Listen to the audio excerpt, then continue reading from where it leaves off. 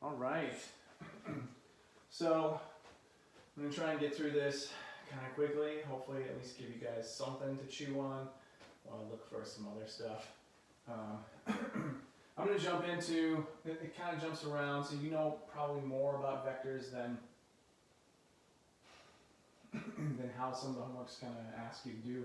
So I'm going to talk about 1, 2 planes. There's a little bit here about that. Looks like my marker's staying on here. So we know 2 distinct points define a line.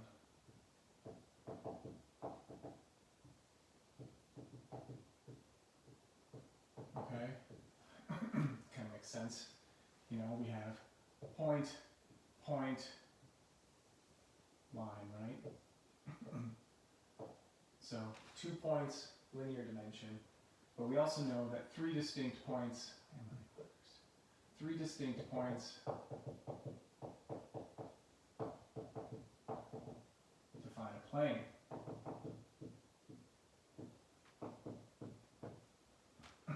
Okay, so for example there, if we have, well, that's A, B, and that's A, B, and C, right? So these points could all lie on a plane, right? So sort of a question of sufficiency to define something. 2 points can define a line, 3 points can define a plane. That's going to be kind of a big deal coming up here. So when I think about it, you know, if you can form these little triangles. Now, later on we're going to be getting to vectors between points and defining these points with vectors and other things, which is kind of cool. So yeah. So just some other kind of fundamental ideas that the book is trying and the author is trying to sort of set up and get you to start to think about. So intersections of planes. So just, I gotta give this service. Intersection of planes. So two planes can be parallel.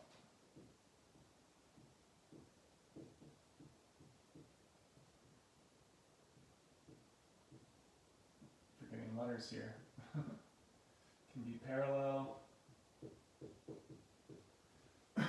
Okay, so you know, one picture of that might be, you know,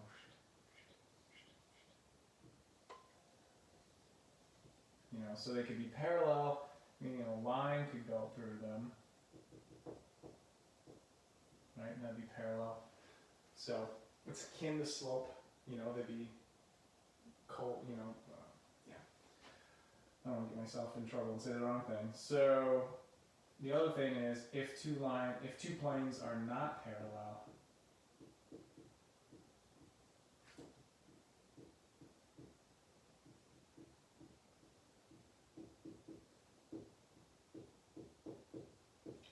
then they intersect in a line.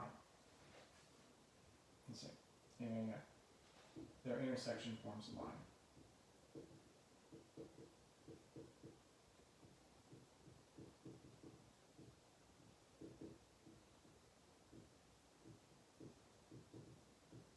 Okay, so let's see, another picture of that one. No, not really. So I'm going to try and draw it. Be patient with me. So there's a plane. I'm going to draw a dashed line here where we can maybe see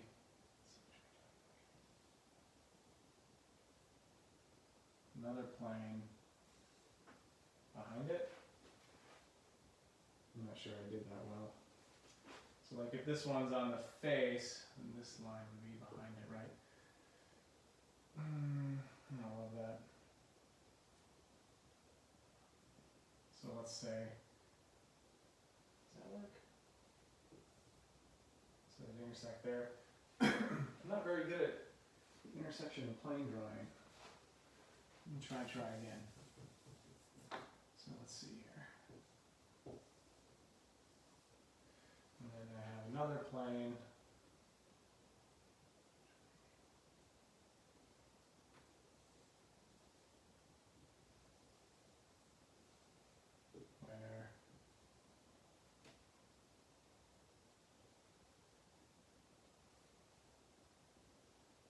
this one.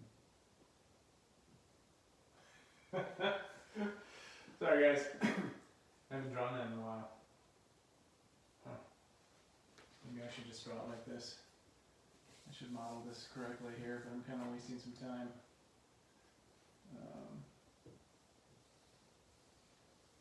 So then I'll just say another plane comes through there, and then maybe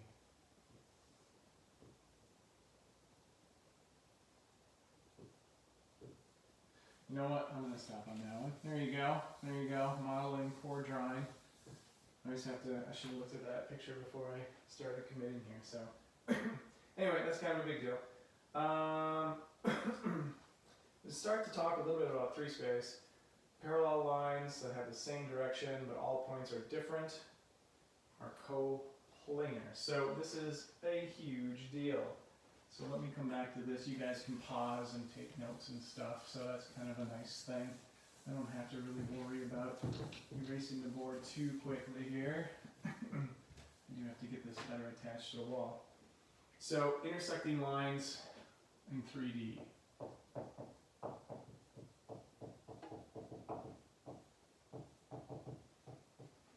I'll say 3 space. Okay, so I'll say this, parallel lines,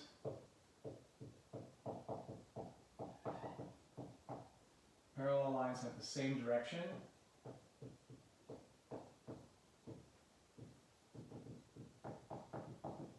Now we're not really saying slope here, we're saying direction because we're going to be using a direction vector. But all points are different.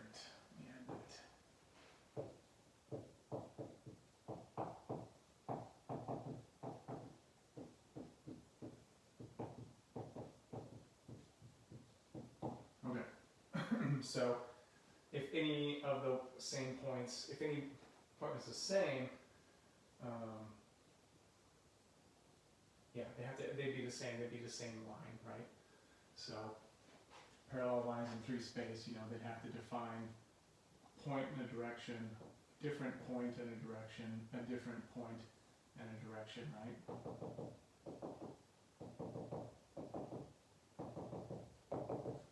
Okay. So lines that do not intersect but have different directions are called skew. Okay, it's kind of a big one. We don't use that a lot prior to this course. Lines that do not intersect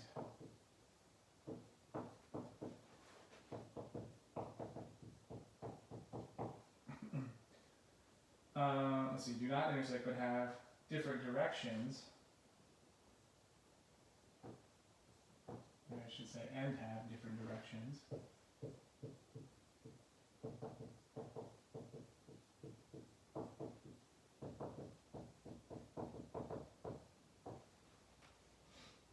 Are called skew lines.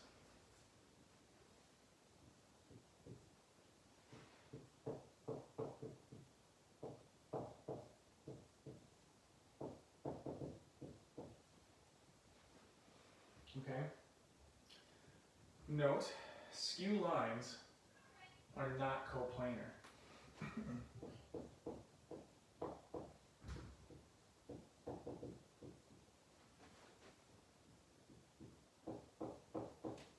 So I'm kind of dropping that word on you there. So skew lines, yeah, okay, we'll get to that. Lines that intersect at a point, okay, are coplanar and define a plane. So 2 lines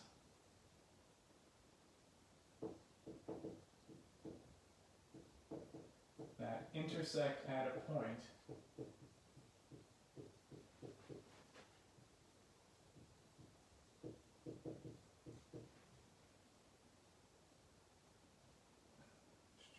are coplanar and define a plane. Yeah.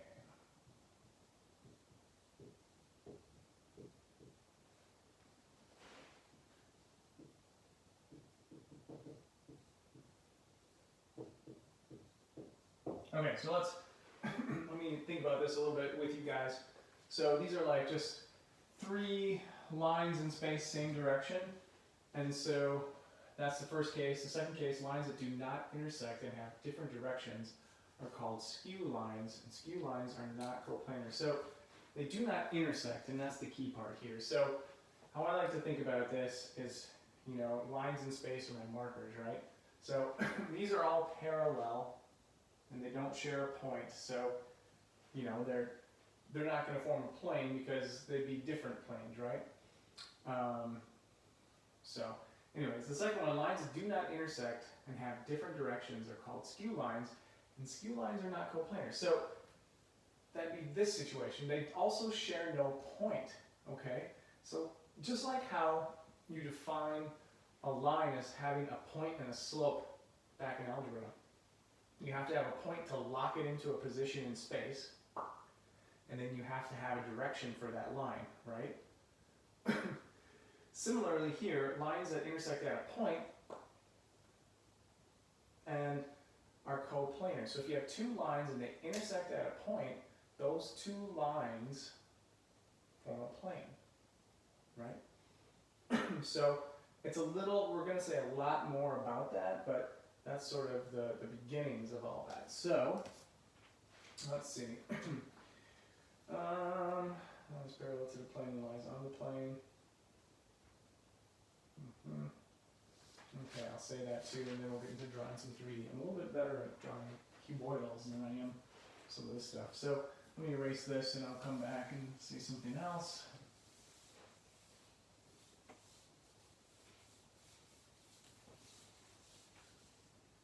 Should maybe have a little better visual for that one. So intersections of lines and planes.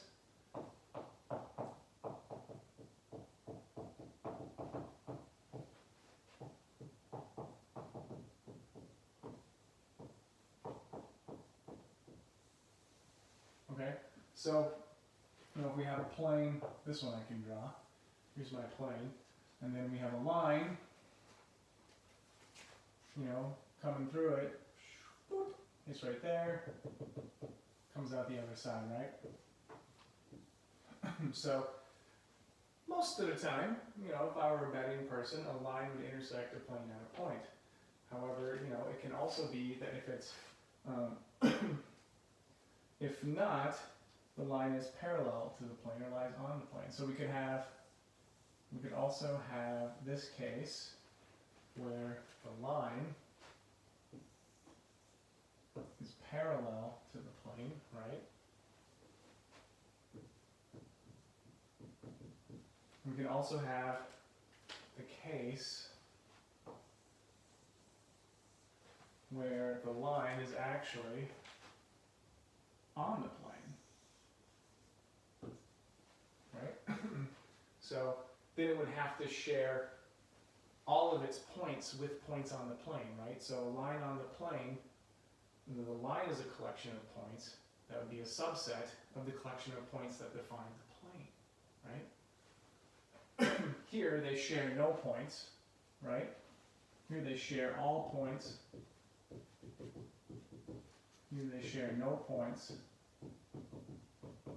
And here they share 1 point.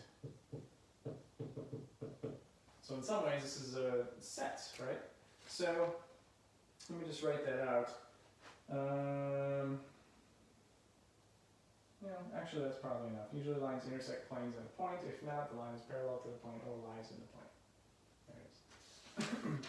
Let's draw some 3D stuff. Okay. Vectors in 3 space. So I will refresh this. Again, you can pause this if you need to, so I don't have to worry about erasing. Hopefully this is recording. Let's do this. So, vectors in 3 space.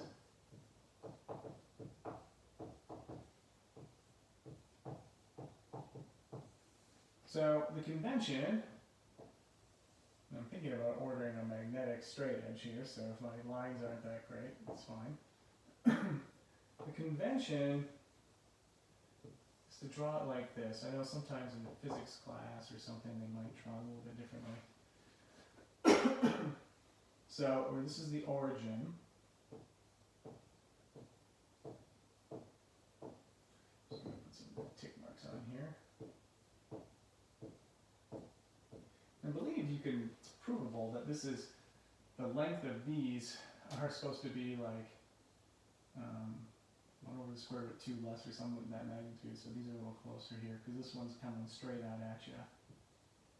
So if you're going to get your perspective right, these are a little closer. So the idea is that the x and y axis are sort of on the paper, so you can imagine this is like the paper, and then the z axis is coming out. I mean, I could extend the negative y, the negative x, and the negative z this way as well, right? So there's my conventional 3D coordinate system.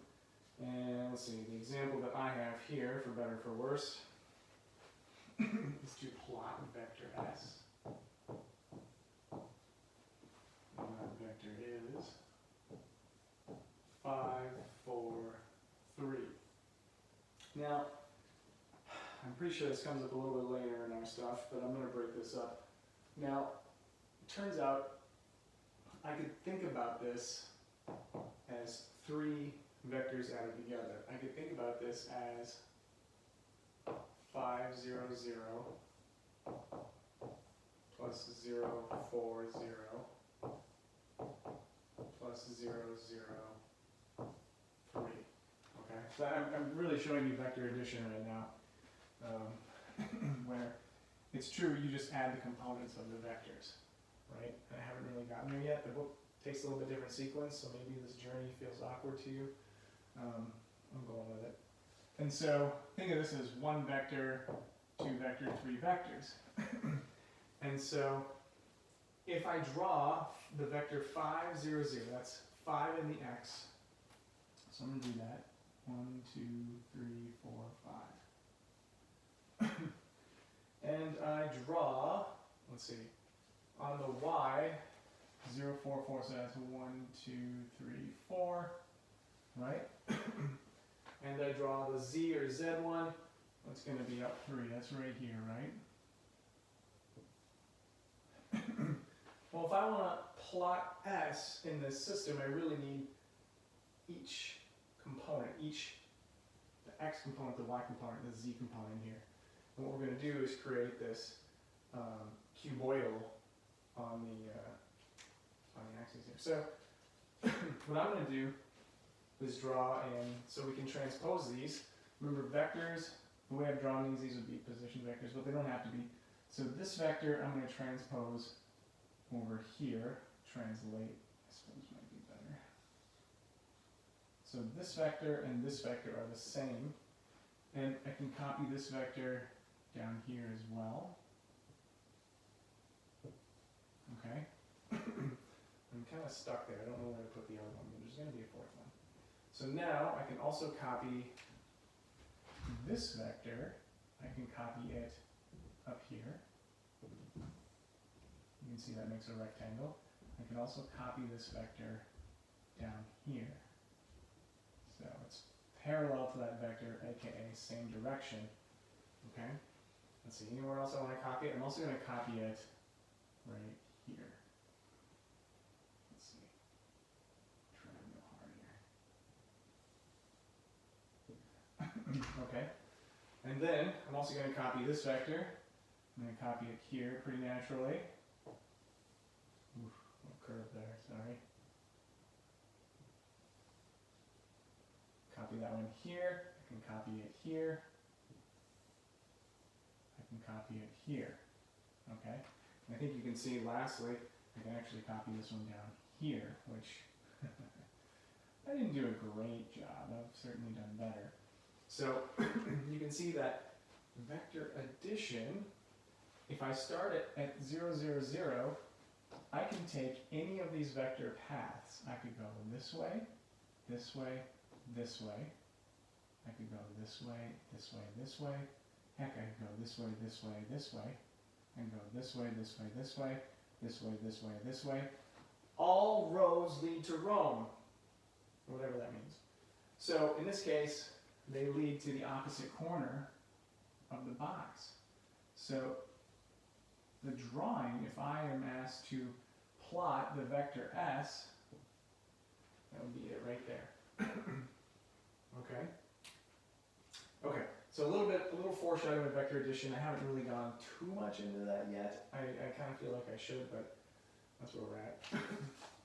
So let's talk about magnitudes in 3 space quick. So yeah, let me just check to see if it's recording. Gold. Uh-oh, low battery. This could end badly. So let's see. What I might do is do this next one and then plug this thing in. Actually, you know what? I'm gonna plug it in right now.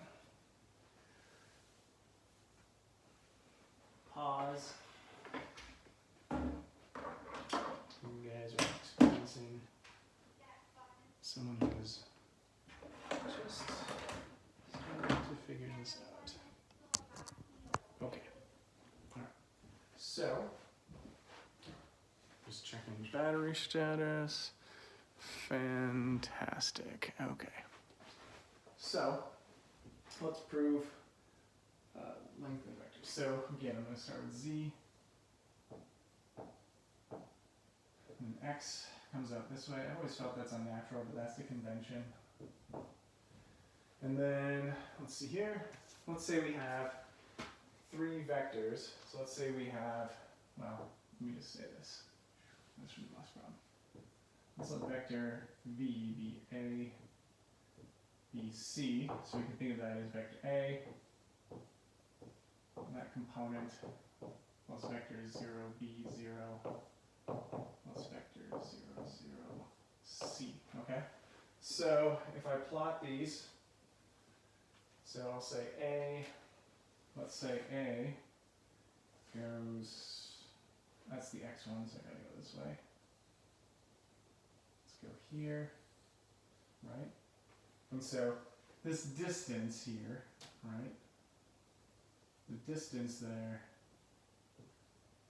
is the magnitude of A. Right, should I say that? I think that's okay. I'll just say it like so. And then this is going to be B this way. So this distance is the magnitude of the B. Right? And then, and then I also need C up here. Let's see what that here. So this distance, the length of this is the magnitude of C. Right? Or we could just say, in this case, it's C in length, right? I can really say that, but I guess this is what I've written, so. Now what I'm going to do is to show you something, is how we find the magnitude of a vector in 3 space. Well, it's really not very different. So I'm going to copy this vector over here, and I'm going to copy this vector down here. And then what I want to draw your attention to is this right here. So how long is that? Well, it turns out this is the square root of a squared plus b squared. Right? Because this is a right angle right there, if you can't see it.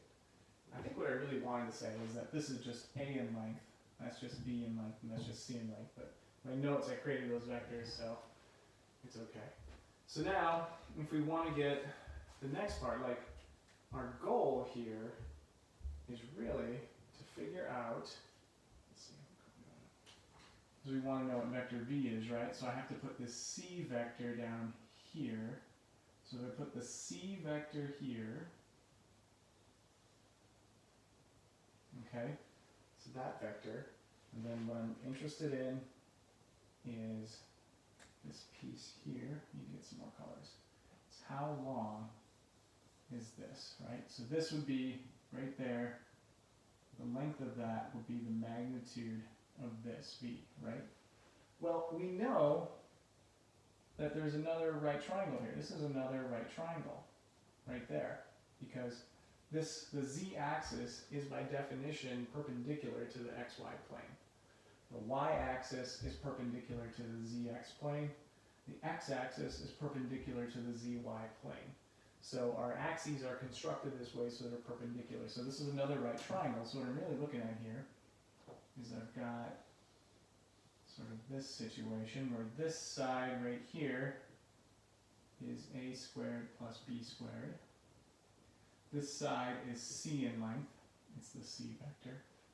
And so what's this? Well, we have, that's perpendicular because this is parallel to the z plane. So thus it's perpendicular to the xy plane. And so how long is this? Well, that's going to be the magnitude of v. So the magnitude of v is going to be the square root of this squared. So let me make that a little longer.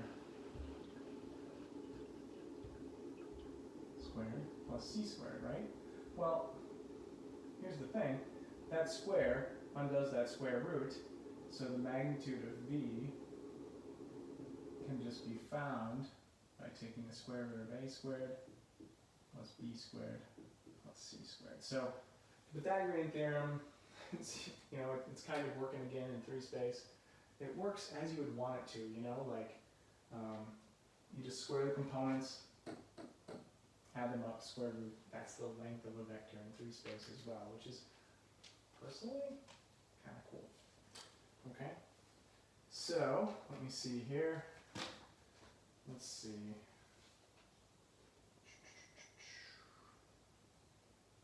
I think this is a homework problem that I just went over in class. Maybe I will, let's stop there for now. Okay, well, okay, on to the next, but in another video, because this is already getting big.